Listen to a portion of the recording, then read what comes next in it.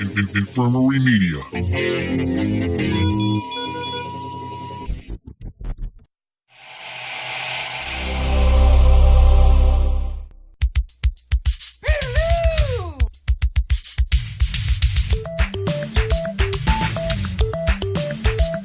It's time for Blumpkin and Friends, starring your host, the Reverend Johnny Blumpkin.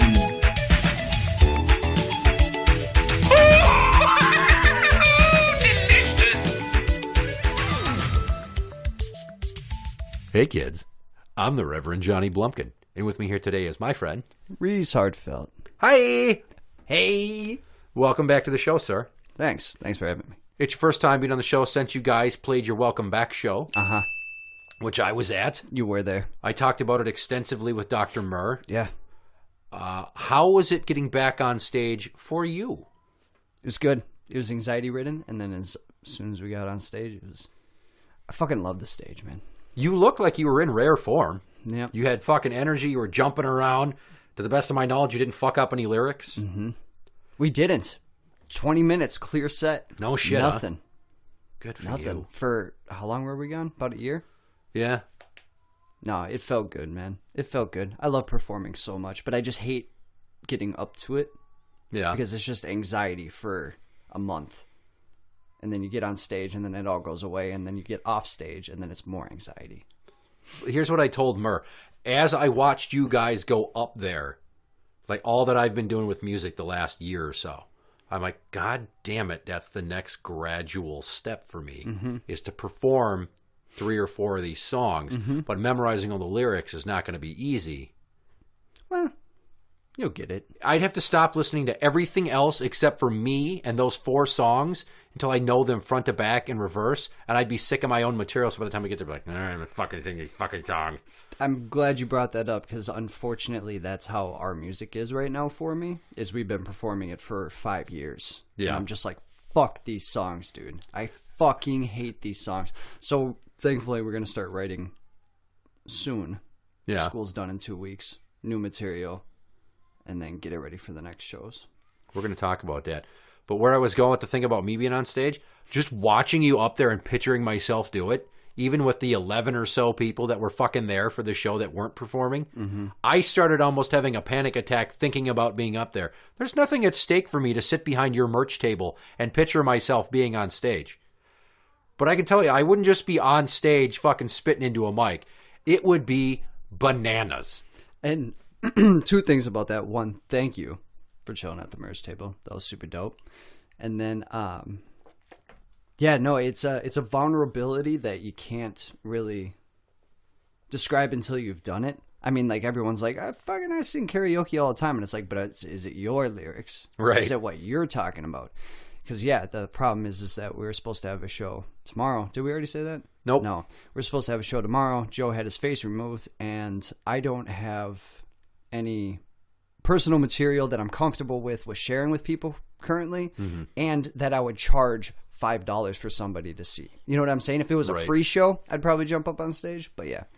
So people are always saying, like, well, dude, it's not that hard. Like, it's just your songs. And it's like, it's not about that. It's about, there's an art to a set as much as the art to making the music. It's got to be the right songs with the right flow throughout it. Otherwise people get bored and walk away. I like merch. I like the karaoke comparison, and I'll expound upon that. Because if you get booed during a karaoke performance, they're gauging how you are as a singer. They're not sitting there deciding, oh, is this a believable MC? Is this a person who I can relate to these lyrics?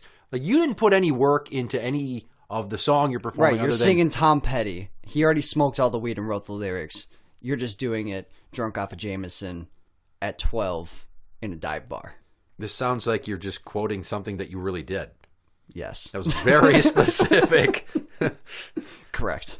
So, I mean, going out there and then say you're playing a show, and for you, your solo material is very personal. It's based upon experiences in romantic relationships. For you to go up there and even one person to boo you has got to be just soul crushing. It's like, come the fuck on. Everybody has pain and fucks up at love, and you can't even give this shit a shot. You probably can't even understand what I'm saying right now. You know, I listened to a lot of comedy podcasts, and they were talking about booing is actually better than silence. And Genre Treason's had silence a couple of shows, and I never thought of it. I was just like, they just don't want to do anything. They're not reacting. Booing means that they're engaged, and they're like, fuck you, this shit's terrible, eat shit. Silence is, oh, those poor guys, they just don't even know. Or they're fucking staring at their phone. Or that. That's super embarrassing. Like, if you're performing and you look and somebody's, like, texting you, it's just like, Jesus Christ, am I not that good? Like, you really got to fucking send a dick pic right now? Or a twat pic?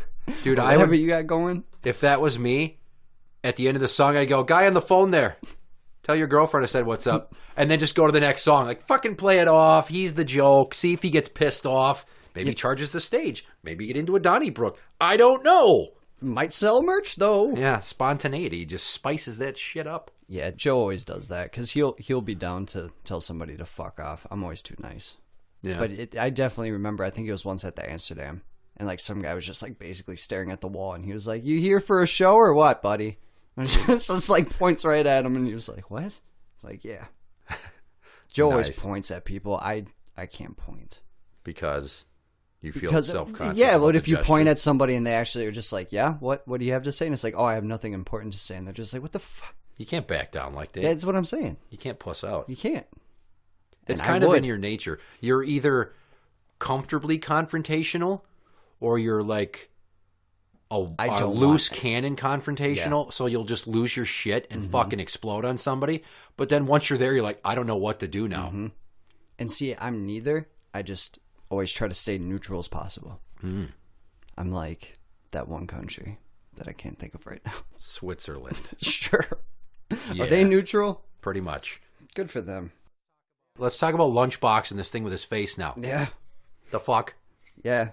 So Rucky was in town, and we're all supposed to meet up on... Why did I keep saying Sunday? It was Saturday.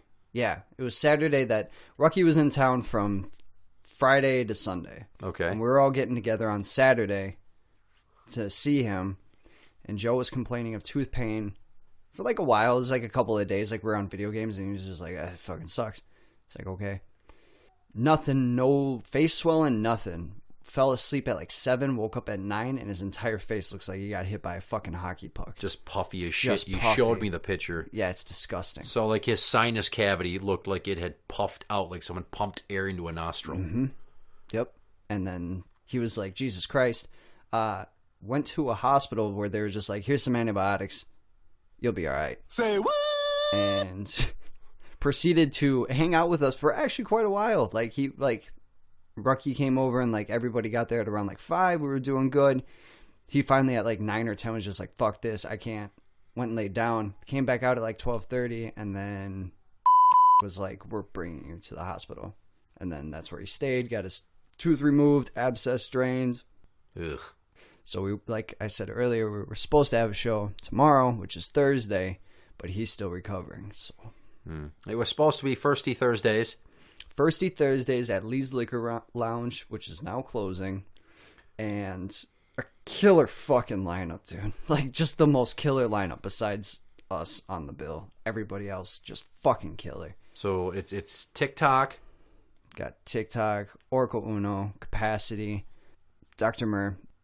Fuck, I can never remember. The guy that raps with Oracle Uno that makes Dispute 1. But then their DJ was going to be there. Like, it was supposed to be a fucking packed show. Yeah. Like, killer lineup.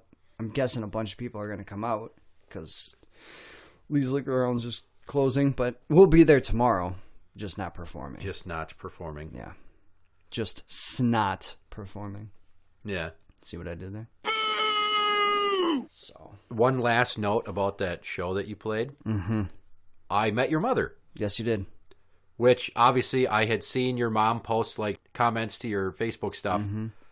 And I had never, seen... Maybe I've seen a picture of her, but I wouldn't have recognized her in person. So suddenly, I'm sitting behind the merch table just holding down the shit for my boys. And this woman walks up. She's like, oh, hi, I'm Reese Heartfelt's mom. I'm like, hi. She's like, are you Blumpkin? Which is an odd thing for a woman who's, I'm guessing, in her mid-40s to ask another person. Yeah. How old is your mom? She'll be 53 May 7th. No shit. 50. Yes, 3. She's 52. 53. Yes. I didn't think she was that old. Yeah, I don't either. So for an adult to ask you, oh, are you Blumpkin? You're the Reverend? Mm-hmm. It's nice to have a face to go with the voice. Mm-hmm. Like, what the fuck, is your mom listening to my show? Yes. Obviously when you're on, probably. Actually, I think I heard Rob say he checked out a couple of episodes. So nice. I'm guessing she did too. Nice. But yeah. So they're so supportive of everything. So. Yeah, I sat next to her at the bar there for a large chunk of the set because I got sick of standing because I'm an old man now. Yes. And my back starts to get sore, which preach to the choir on that one, huh? Mm-hmm. And I'm just sitting there, and she's like, asking me, she's like, oh, yeah, this, that. She's mentioning, like, song titles. I don't know most of your song titles. No, neither do we. Other than Spooky. Right. Which seems like you guys went out of your way to promote that one more than the rest. That's kind of like the jewel. Okay. You're digging through a bunch of shit, and you go, oh, look at this one. And then you just keep going to digging through shit. No, usually when I dig through my shit, I'm looking for teeth or pen caps. Which one do you find more of? Neither. And then I'm just like, man, I should wash my hands. And then I'm just smelling them even after I... No, I don't play with my poop. No.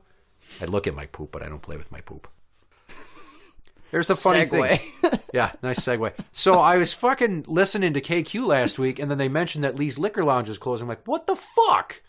Right after TikTok sets all that shit up. Yeah, I'm like... Dude, he already booked out like 4 months. Oh, dude. I know. Because, like, he's got such a big pull, you know. Yeah. So he was already booking out dates. I think he already made it till... So it started in March. Oh, I guess it wouldn't be that much because we're already in May. No, I'm guessing he March, probably had April, booked until May, June into July. I think he was just getting July hooked up. God damn. Because he was already asking about holidays. He was like, should we have it on Thursdays because of holidays? And so, yeah, he was already taking that into account. I think I'm going to ask him tomorrow. I think he already was into July. Which is crazy because you think each show is anywhere between 6 no, because he likes to keep it smaller. So maybe 4 to 6 artists. Yeah. So that's counted on the high side. It's 24 artists that we're supposed to have gigs that no longer have gigs. I'm not going to lie to you. I was seriously considering talking to him about trying to get on a bill. Totally. But then I'm just like, so many of these people are trying to be serious about their subject matter. And I am too, but my music is fucking bizarre and is sexually explicit. Right. And it's about buttholes or period sex. Your material is not serious, but you're serious about it. Yeah. They're being serious about their material, which is usually serious. So I'm like, are these people going to look at me and be like, who the fuck is this guy? Who the is this guy? Well, that's your material, though. Right, and I wasn't sure how fast I could procure a priest costume. Back in the 24/7 Halloween shop. In Maplewood. No, I thought there was one in, like, East St. Paul off of White Bear Avenue or something. Yeah, Maplewood. Is that Maplewood? Yeah. Because Rents used to live out there. Dude, I always thought that was, like... It's down the street from Maplewood Mall. Shit. Wait, what? Not like the next block over. No, I know, but then, like... Because we always used to go to a bar called Newman's. Never heard of it. And, like, that was, like, right next to his house. Whatever. I'm shit with directions. I've been here how many times, and I'm still like, I don't know what fucking house I'm going to. I think you would recognize the exterior or the cars in the driveway. I did. So, like, I recognized the cars, and I saw, like, but I was like, I swore the fucking porch had, like, stuff over it. Like, so it's kind of like a 3-season, and I was like, I don't think I'm at the right place. Yeah, that's the back porch. Yeah. That's where I got it fucked up. And then also there's still a snow shovel on the roof from when I got mad at the snow and threw the shovel on the roof. I didn't see that. I'm going to have to check that out. Last week I tried to get the shovel down with the Juice's dodgeball. Yeah.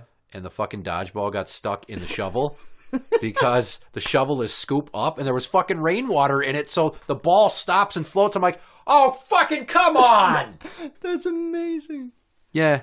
That is Pissed amazing. me off. So I told the Juice, I'm like, I tried to get the fucking shovel down with your dodgeball, but it got stuck. She's like, what? I'm like, no, I didn't lose the dodgeball. It's I know not where the stuck on ball the roof is. forever. Yeah. Oh, dude, just what? I see a mitt right there. Go out there and start throwing some fucking baseballs at No, it. dude, it's a fucking plastic shovel that the handle weighs more than the scoop, so you got to knock the scoop so it slides. I've gotten shit stuck enough in my life to know the logistics of getting it unstuck without having a ladder available. I was just about to be like, you can't fucking tell me how to get stuff unstuck. I've gotten enough shit stuck to unstick stuff. Right. Like back when I worked in Target when I was like 17, Yeah. I fucking had to get boxes from the top of the shelving, like, Yep. I don't know, 15, 18 feet in the air, Yep. and they wouldn't let me drive the wave. Yep. And I didn't want to go up on a ladder because the ladder's that tall, you couldn't maneuver under the racking between aisles. So I fashioned a grappling hook out of some baling wire Yeah. and a bike hook. Nice. And then they wrote me up for it. Well, of course, but yeah.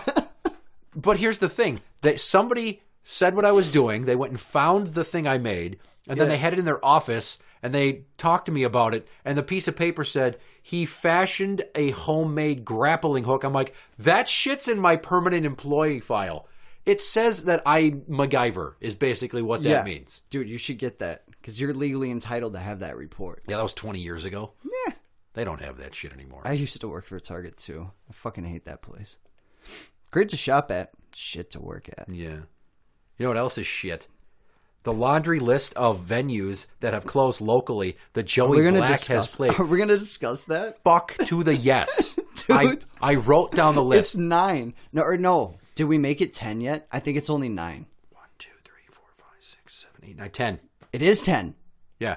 So we made 10. So these are 10 former places that Joey Black has played at that are now closed. Does it mean that Genre Treason has played at? No, so a couple of them are just him solo. Yeah. But what is crazy is a few of them have been Genre Treason, but it's not like, oh, he played there and then it closed down relatively later. Mm-hmm. It was like the House of Rock.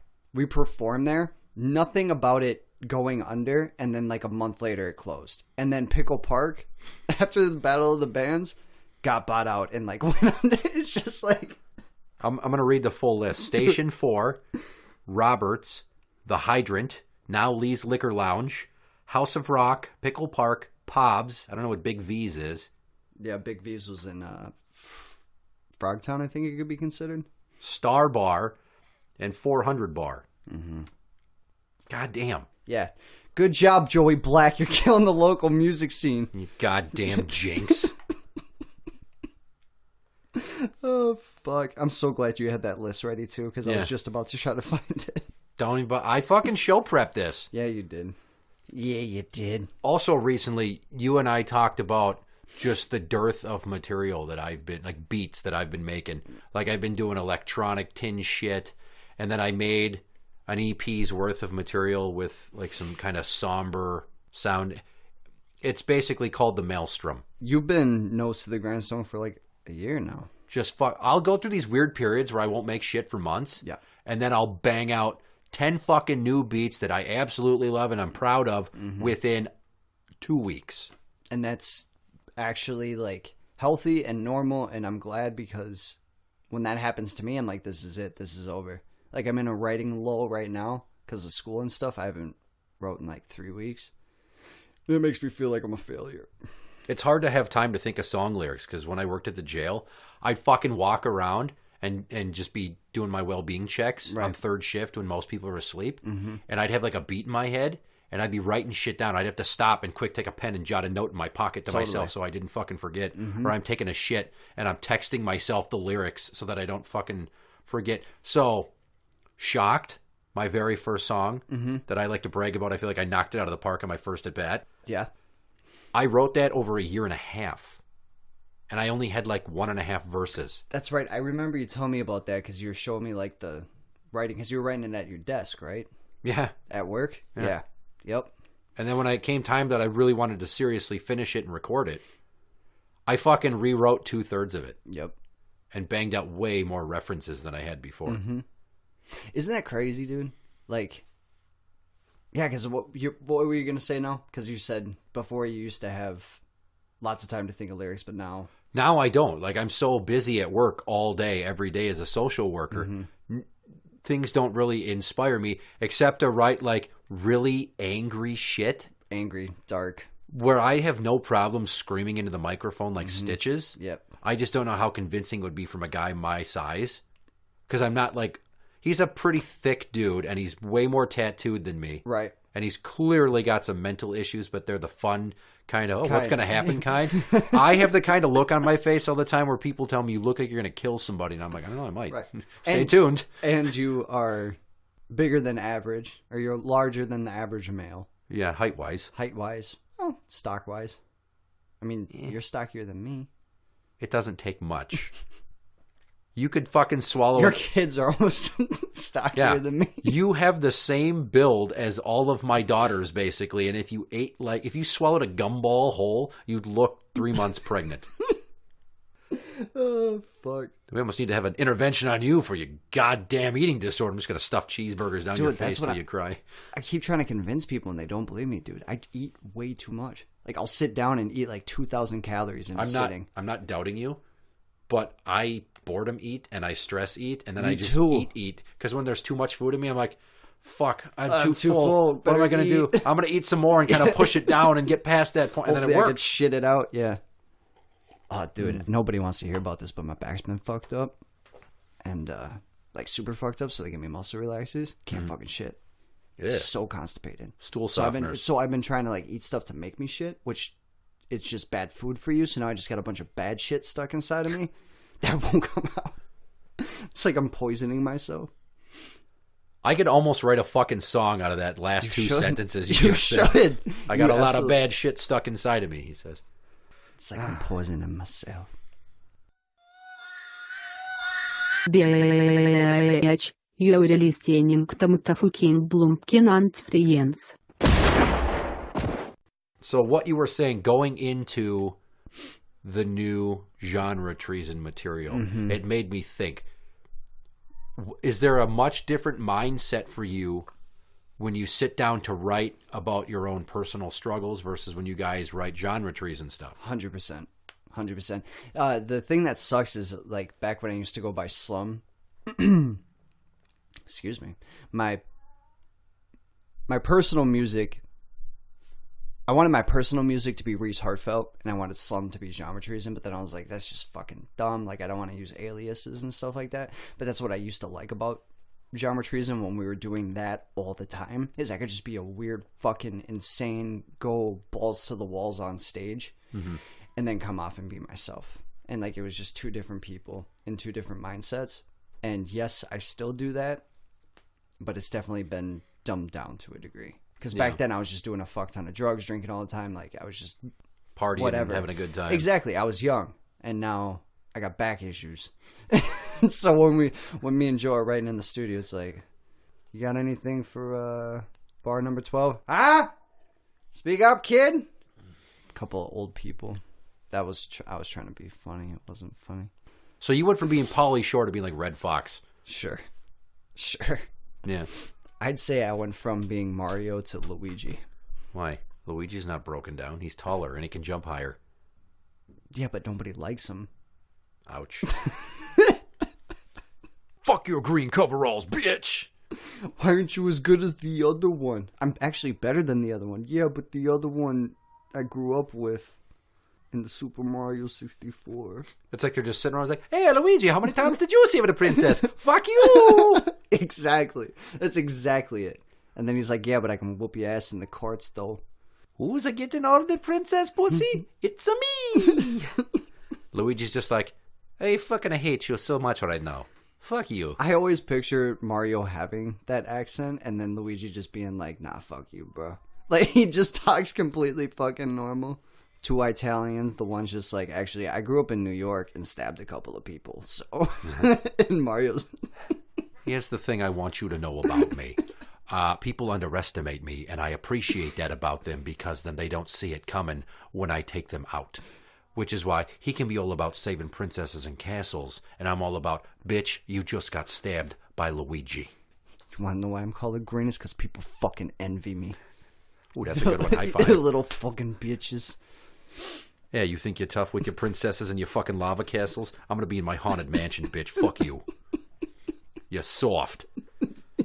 Because Luigi is basically Enzo Amore. That you think of Mario and Luigi and Enzo and Big Cass, and it's the parallels are there, dude. I fucking love that line so much. You fucking soft. You pussy. You soft. Anyways. You like ultra plush toilet paper, bitch. You're 10-ply. Get the fuck out of my face. Oh, you probably haven't watched Letterkenny, have you? Oh, yes, I have. Okay. You the fucking, whole series. You're fucking 10-ply, bud. Also, we've reached the point in the show when it's time to play a game. Last time Joey Black was here. Yep. You guys played the RPS challenge. Yep. You beat him. Oh, shit, that's right. Because I finally won at something. Yeah. He wants a rematch. Of course he fucking does. Wait, where am I on the fucking wall? Because it's the wall of champions. A single victory doesn't get you a fucking title. Yeah, but I was a champion in my mind. Can we make another one over there? No. Like the amount of times that fucking lost? No. Or Reese Heartfelt, I'm sorry. Bleep out my real name. Nobody better know who I am. And edit around it. But now you're just creating more shit for me to have to manage, so... My home address is this. My phone number and social security number are that. And my mother's bra size is... Dude, I love how the cats have just been doing that the entire time. He's a fucking cunt. And I'm sick of his goddamn caterwauling. Caterwauling. Okay, so he wants a rematch, yeah? Yes, he does. Okay. Ladies and gentlemen, boys and girls, children of all ages, Blumpkin and Friends proudly brings to you the Rock, Paper, Scissors Intercontinental Championship Challenge Championship of the World! The following contest is scheduled for one fall of 5 hands. It is an RPS grudge match between Joey Black of Genre Treason and Reese Heartfelt, also of Genre Treason. It's a bit redundant, but I went with it. That was good. It was really good. Kitty! Don't encourage him. Oh, well. Okay. Hand number 1. Scissors. You went scissors. He went scissors. No point. Hand number 2. Scissors. You went scissors. He went scissors. Fucker. Well, this is going to get interesting. He only gave me 8 hands. Hand number 3. Rock. You went rock. He went paper. So he's up on you now by a point. He knew I'd do that shit. Did he? He fucking knows me. Get out of my head. Get out of my head. It's like being John Malkovich, but at much smaller stakes. Hand number 4. Scissors. You went scissors. He went rock. This is bullshit, dude. Yeah, he's beat you, but we have to play it out. God damn it. Hand number 5. Rock. Jesus Christ, just fucking I know it. I can You feel it deep in went my bones. rock. He You went paper. paper. Oh. Yeah. You lose. and then 25 more cents I have to put in to lose again, or Yeah, pretty much. Well, he gets his revenge on you. What a cunt. You said he sent more? I say send 8 hands in case it goes into overtime. So Yeah. on average, it never goes beyond the 3 hands So of overtime. we got 3 more. If we need to. But you... I just want to guess. You just want to I just want to guess. Jesus Christ, hold on. I just want to see. Because what was his last one? Paper? His last one was paper. So what do you think his last 3 are? All right, so I would do... Because I'm guessing he probably did scissors, paper, rock. So I would do rock, scissors, paper. Is what I'm guessing. He actually did scissors, paper. Oh, so I would have won. So you would have won, and then 2 ties, and then, yeah, you would have still lost. Yeah, but I had some strategy there. No, you just kind of... No, you just said a bunch of shit and it somehow lined up, and now you feel good about yourself. The final thing I'm going to say on this is I just found out that Facebook is allowing 2 partner companies to take information all the way back to 2017 to study. So all Facebook information. So I really hope they study mine and they're just like, why is this dude always talking about his nipple hairs being longer than an inch? because that was my recent Facebook memories. I said that a year ago. It's random. Well, they still are an inch. So Should probably trim that shit. well, the girl likes it, so Should I just pull on your long nipple hairs? yeah, she plucks them. Okay. You know. And you're just like, ow, And I'm like, oh, don't do that. ow, it hurts so good. Oh, that hurts. I don't deserve to have nipple hair. You don't deserve to have nipple hair. You don't deserve to live. Yank, yank, yank. Ow, slow down. I'd have to breathe in between the brace for it. Don't get the rubbing alcohol. Maybe you could just like stand on the sink and pull your pants down and turn around and like look at your own ass through your legs and jack off to your own ass. Oh, I Just thought you were pretend going it's to a chick's say ass. that. I thought you were going to say that I could put my knees on the edge of a sink and jerk off into the bowl of the sink. Like, you know, if I put my knees on the edge of a bed and jerked off onto a towel. See, other people are doing it to you. That feels good. Feels good to spread the love like that. Yeah. I love you, Tim. Interact with the show on Twitter at Blumpkin Show. That is at Blumpkin Show. You can find us on Facebook at facebook.com/group/Blumpkin and friends. We are on iTunes and on Podbean at blumpkinshow.podbean.com. For original songs, go to soundcloud.com/blumpkinmusic. And for related podcasts on the same network, go to infirmary.org for Infirmary Media Podcasts. I'm the Reverend Johnny Blumpkin. And I am Reese Heartfelt. Good night.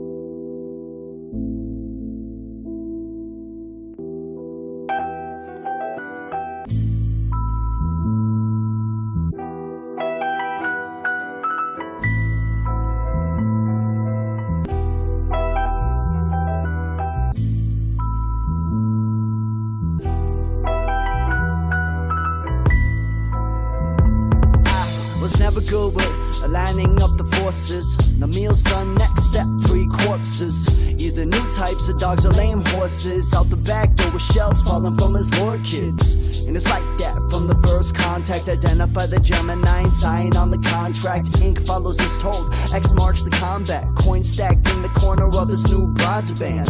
So tell me who cuts to the chase. Ask about the preparation on the dagger infested snakes. Drink it till I'm throwing up like hemo in the sink. Aftermath looking like blood drawn in the sheets. Which one of us is gonna lie today? Eyes wandered over the propaganda infested screens. And you're no different cause you love the screams. Hear no evil just pass on the status being all by myself. Just the way that it should be. All by myself. Just the way that it should be. All by myself. Just the way that it should be. All by myself. Just the way that it should be. All is no better than the gathered kin. The Father Christ does exist and I'm gonna have to sin.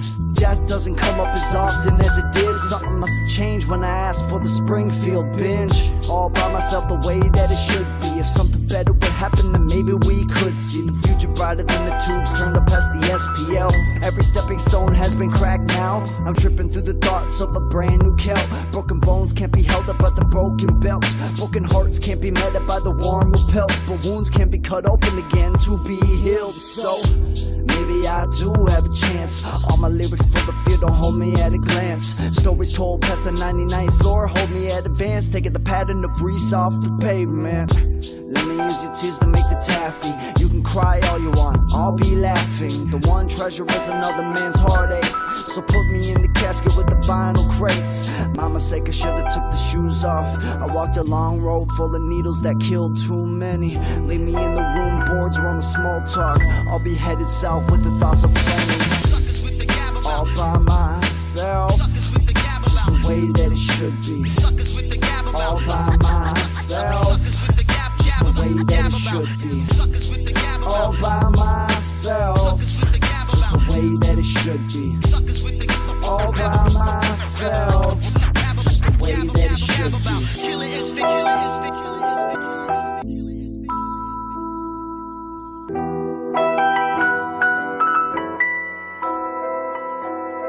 Killer instinct.